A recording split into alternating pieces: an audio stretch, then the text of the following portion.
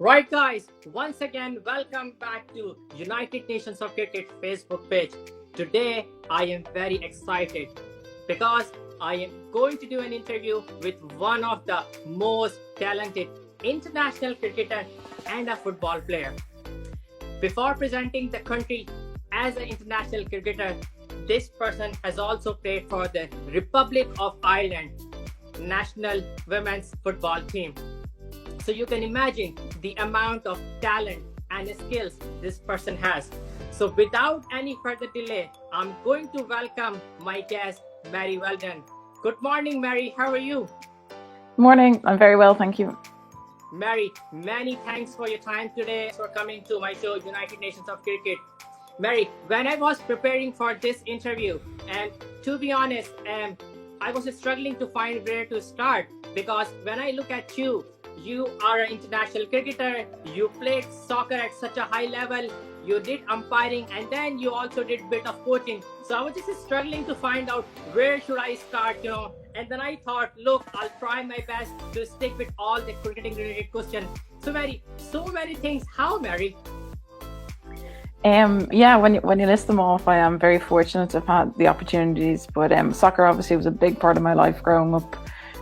But yeah, I moved into cricket in my 20s through a friend. So yeah, it just kind of took off from there. And obviously, the umpiring is an unusual one to get into, but it was through coaching that I had to umpire some of the younger teams, and I really enjoyed it. So I've definitely steered more to the umpiring over the coaching. So I guess I just really enjoy it. So I've just followed my passion.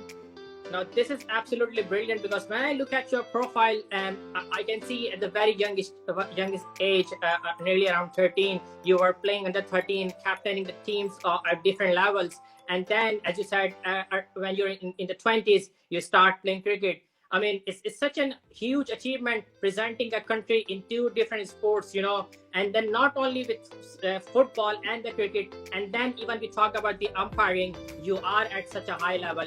My first question for you, Mary, I mean, you've been a successful football player. So why did you move towards cricket?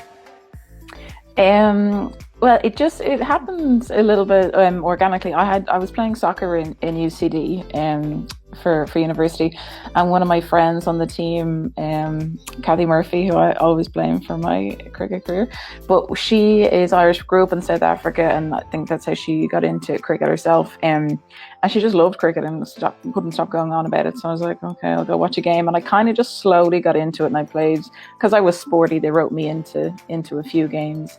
And then when I was probably in my mid-20s, then our wicketkeeper at the time for Pembroke was the club I played for.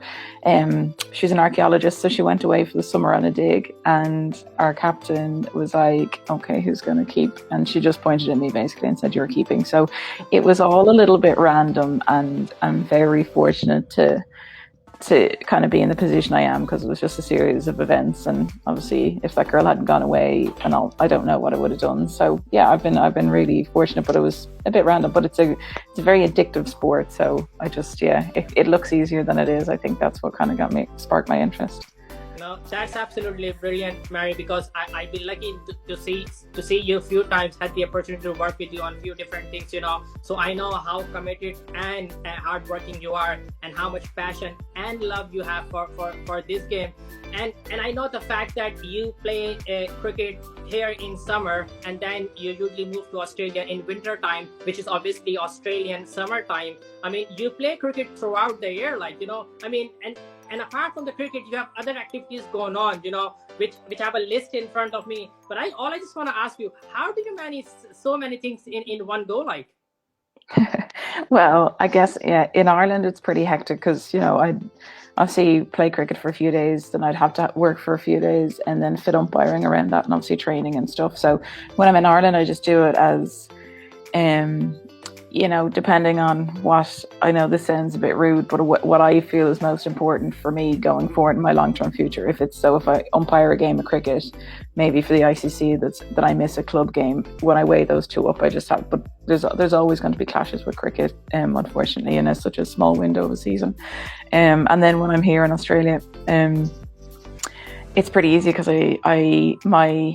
work is umpiring, so I actually can't work outside of that. So I've a lot more free time, which is yeah, it's definitely better. I think if I was going 100% all year round, I wouldn't last too long. So unfortunately, we have just the way it, I mean, unfortunately this year, obviously COVID's been a bit of a nightmare, but up until that, I've been able to get the majority of the seasons in here, missing out on a month or two here or there to go on tour for Cricket Ireland. So I've been lucky to get pretty good seasons here as well. Oh, well, that's absolutely brilliant. I mean, how's your experience playing in Australia? I mean, you obviously play a lot of cricket here in home, but you play a lot of cricket in Australia as well. So how's your learning and experience over there? Yeah, it's been really good. I mean, I feel like obviously I'm natural in Irish conditions and stuff like that. It's not massively different here, obviously, unless you're playing and it's 40 degrees. There's a bit of a difference.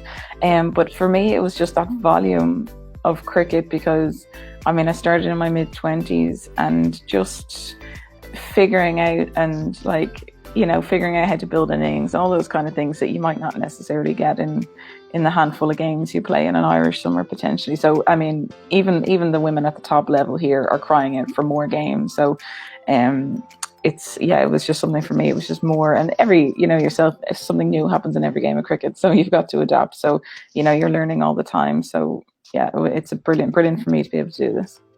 That's great. And Mary, you have played over 62 T20Is for Ireland, and then I think you have played over 40 ODIs for Ireland. And which team did you find was most competitive on the field in terms of they were aggressive and they were always attacking? Yeah, it's an interesting one. I mean, I've only played Australia a few times in T20s, so I mean they were good, but it didn't feel like it's kind of the right scenario for this question. We haven't played them in enough kind of real competitive games for that, but we did get absolutely I would say well beaten by New Zealand a few years ago in an ODI series. But I actually, thinking about it, it's probably South Africa. And we've had some very, very close games with them over the years. We've actually beaten them in the last 5 years as well, which was amazing. But we've played them a lot, so you kind of get to know what a team's like when they're really up against it. But they have some serious world class players, and we've had them kind of down a few wickets before where it's time to, and they've just come back and absolutely just gone on up the scoring rate again. So I think that's a sign of a team with real quality and real aggression. And they've got some massive hitters as well, with Lizelle Lee and Chloe Tran and stuff like that. So, and they're doing, they've just beaten in India in a ODI and T20 series in India, which is pretty impressive. So yeah, they're definitely a very, very good team and on the up too. That's brilliant. Mary, you mentioned about Australia, New Zealand, South Africa, and India. And I was just looking at the ranking today. So I can see Shefali Verma from India. She's the number 1 ODI in the ranking. And if you look at Alice Perry from Australia, she's number 1 all-rounder at the moment. And then obviously we have an English batter, Tammy, who is on top of the list in the ranking. And then if I look the Sufi from New Zealand and Sufi from England, they all are on top on the ranking. How was your experience playing against such a top class player? Yeah, look, I think it's good, and it's all these stats and awards and stuff are amazing, but when you go out to play a game of cricket, it's we're all just skin and bone and we're facing each other. So when you're in that moment of playing a game, it doesn't really matter. You're still trying to score runs or take catches or whatever you're doing. So, but I mean, it is impressive, and I'm a huge advocate for women's sports as well. So it's great that women are recognised alongside men in these kind of top tens and stuff like that. But it's great to see women cricketers doing well around the world. Mary, when we talk about cricket, we usually talk about batter, bowler. We not much talk about wicketkeeper. Although I believe wicketkeeper is the key role in the entire team. And so I mean, you are a wicketkeeper batsman. I mean, why did you go for wicket keeping as opposed to a specialist bowler or a batsman?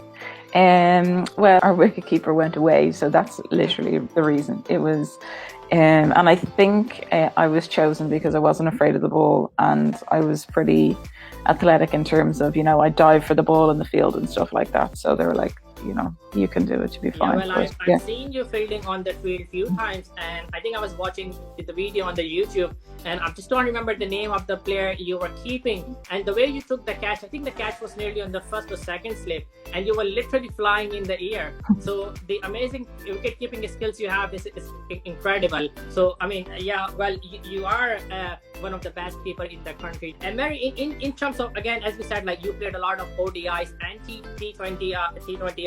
Like, which format attracts you more? Yeah, do you know what? It's a difficult question because they both have really good qualities, I guess. But in terms of probably what suits my game the most is ODIs. I bat. I mean, I'm obviously still learning how to bat, and I'm trying to up my run rate, and I'm quite strong, and I should be more suited to T20. But I do score a bit too slowly for T20, so probably an ODI. But then also you get more opportunity as well. So T20, you might not, depending where you're batting, you might not get. You might not even get a bat, and the ball doesn't come through to the keeper as much. So yeah, I think probably ODI. I just want to say to the viewers who is watching this video that Meg is not only an amazing cricketer, she also does umpiring at a high level.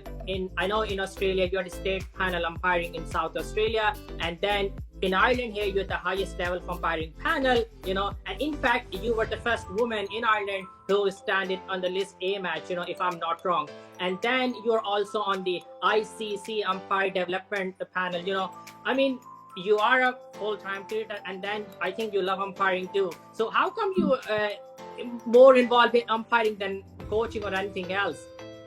I have to say, when I did coaching, I coached for 6-8 months. That was my job, but I did feel a lot of pressure with coaching. It's very interesting, I have to say. Interesting for me, but I did find it quite anxious to make sure everybody was enjoying themselves, the training sessions and stuff. And when I got the opportunity to umpire whilst I was coaching, that just really it sparked my interest. So yeah, and I've just had lots of opportunity with umpiring, and it's brilliant. I mean, and obviously it's not the highest paid thing in the world, so even in Ireland to go work from Monday to Friday and then go out and do it on your day off at the weekend, yeah, I must really enjoy it. Yeah, honestly, it is a tough job, especially some days you get a lovely weather, and some days the weather is absolutely freezing. And I honestly feel really, really bad for the umpires. The poor umpire is freezing right in the middle of the field, and the umpire will have to stand for the entire game. I know in men's game we see wicketkeeper talks a lot, and try to distract the batsman. Like, do you do these kind of things, Mary? I guess I would to an extent, but anyone who's ever played against me probably knows it's more that if I probably singing to distract them or something. There's not the same level of a kind of sledging and distraction in the women's game as there is in the men's game. But I would chat a bit, but nothing. I mean, I'd have to be able to back it up with my own skills. So I probably wouldn't say too much, but I would probably try and have a chat with them and maybe distract them by chatting, as opposed to any particular sledging or anything like that. As a wicketkeeper, you probably have the best view and the angle how the fielders are. So obviously the captain is a lot of time relying on you. Yeah, it does. I would even if I was captain or not captain, I would still do the angles for the captain. Yeah, for sure. And like obviously I was laid into cricket, so understanding angles and figuring all that out was fun. That took a few years, all right. But yeah, it's a very important part of the game. And Mary, tell me about the best cricketing moment in your life. I've been fortunate enough to play in some great games and great places, but there's one thing that always stands out for me, apart from playing in a World Cup in India, to be fair, was absolutely amazing. But that was a whole experience. In terms of one moment, to qualify for our first ever T20 World Cup, we played against the Netherlands in YM, and we won in the last over of the game, and Dells bowled the last over, and it was just amazing, that feeling of qualifying was just incredible, and just the elation of the whole team, and it was brilliant. What's your favorite cricketer? I reckon it's hard to say. Like, if you look at someone like Susie Bates, who's hits the ball so hard, bowls pretty well, and is a gun in the field, and she's a really good person as well. So, like, she's obviously, you know, a standout for me. But there's so many female players coming through at the minute that are real role models for me, and obviously because women up the game, and it's all about, you know, confidence and backing your skills. So they're all, and obviously in terms of the men's side, it can't go past watching Morgan bat. Oh, obviously brilliant. he's phenomenal batter and Irish. Harry, it was absolutely pleasure to have you today on my show. Before we just wrap up here, I want you to give a message to the younger generation here, because my main purpose for this call is to make sure we promote the game here and all around the world, and especially to the younger kids who are watching this video, who can benefit and learn from your experience, Harry. I just want to say, just have a go at cricket. It's a brilliant sport. You get to meet lots of great people, and if you play another sport, you can play alongside it, and it's a really good way of adapting your skills and having a challenge with a new game. But it's very, very enjoyable, and yeah, basically just give it a go. Get down to your local club. It was really good to talk to you, and then hopefully I'll catch you again some other day for some other interesting chat. Listen, guys, thank you for watching this video, and hopefully I'll come back again with more exciting and interesting video. Until the next time, I love you all, and I will come back again with more exciting videos.